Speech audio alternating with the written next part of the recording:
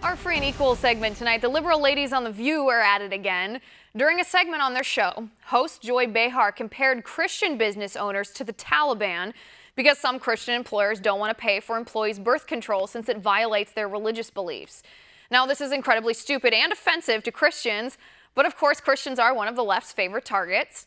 And here's the irony. If it were the Taliban that didn't want to pay for other women's birth control, liberals would probably make excuses for them, all in the name of religious tolerance. Watch. Conservatives that are true conservatives that care about personal responsibility are a, mind your business type of people. Like, I live my life, live and let live. That is true conservatism. It's religion. Yeah, but you can't hide behind religion to restrict other people's rights. Well, that is not okay. Well, that's done all the time. We saw it when people said, "Oh, we can't have gay people adopting, so we're going to stop that." Well, that's wrong too. You know what? It's wrong. Y'all just need look.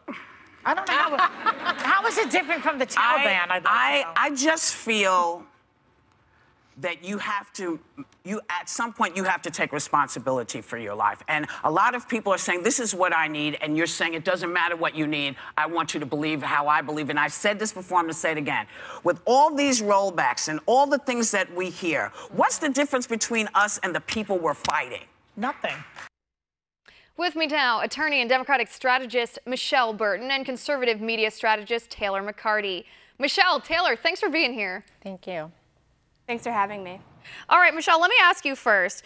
You're an attorney here. You hear this conversation, these women on The View talking about using religion, hiding behind religion to violate people's rights. But doesn't it, by law, regardless of whether it's good policy, doesn't it violate someone's religious beliefs to force them to purchase this birth control, for example, that does violate their conscience? I don't think anybody's forced to purchase the birth control. The Burwell versus the Hobby Lobby decision gave corporations a right to exempt themselves from providing equal access to health care for women. And indirectly, that is putting their religious beliefs on women and restricting their rights and access to health care. So, I heard, on the intro that you describe this basically as a liberal issue.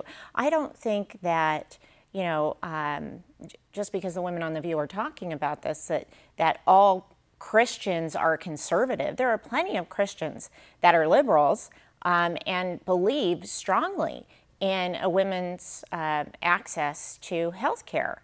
Right. My point in the introduction was that the women on The View were taking aim at Christians. I mean, they compared Christian business owners who didn't want to pay for birth control under the insurance coverage. They compared them to the Taliban. They're clearly under attack. Well, but Taylor, let me turn to you for just a second, Taylor. I mean, the Supreme Court ruled that when employers are Christian or they have religious beliefs that are counter to providing birth control, that they have a right to do that. I mean, and then we hear these women. Do they not care at all about the Supreme Court? Do they not care about our Constitution? Well, to me, it sounds like they don't care about women who live under the rule of the Taliban. I think this is a slap in the face to these women. It's women who can't leave the house without a male escort, are denied an access to an education, can't have a job, not to mention honor killings and FGM. Like, this is a minor issue to pay an out-of-pocket expense. So I think they're far from political analysts, the women on The View, and this is typical playbook for them.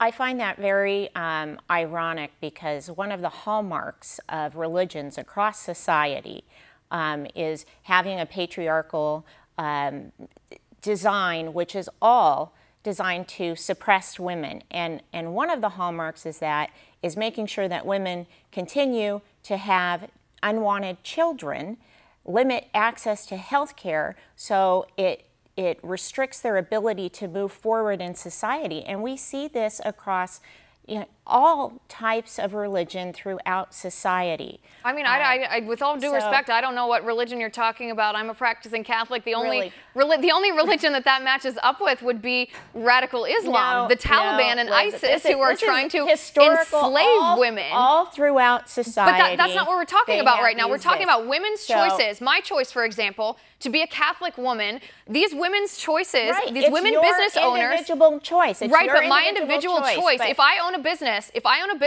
and it is against my religious conviction to purchase abortifacient birth control as part of the insurance plan for my employees, Michelle, are you saying that big daddy government should tell me as a woman that my religious views shouldn't be tolerated? There is a separation between church and state in this country, and it's there for a reason. And I don't think any corporation, any person, any employer should tell another person what to do with their body. If we're not talking about a corporate formality and we're talking about an individual DBA employer, that DBA employer can't go to its employee and say, either I want you to or you can't purchase birth control. So that person doesn't have the opportunity to opt out. Big corporations can tell women that they can't have access to health care? No, that's not right. I mean, that's a misrepresentation of what's happening. Taylor. If I may interject for a moment. Go ahead. I think what is completely lost, I don't know if liberals are deciding to ignore it or conveniently forget, people are acting like women who work at Hobby Lobby, who make a conscious decision to choose them as an employer, didn't have access to birth control at all. Under the health plan that the Hobby Lobby generously provided for their employees, 16 different kinds of birth control were provided. They chose not to offer emergency contraceptive like Plan B or Ella or IUDs. So to say that they are being denied access to choose when they have a family is simply incorrect. Right, and the idea, not to mention that they have a very generous compensation plan, 401k, health, dental, life insurance. Starting salary for a part-time employee starts at $10.45, and starting salary for a full-time employee starts at $15.75, which is above the minimum wage average that liberals are trying to put through legislation. Right, and if I may here, the idea of separation of church and state is to make sure that the state does not establish a government-mandated religion, and by the government telling businesses that they're not allowed to follow their religious beliefs, that is in fact imposing the government's religious beliefs or lack thereof on these business owners. It's also, you know, by doing that with the government, you're letting the people have a direct.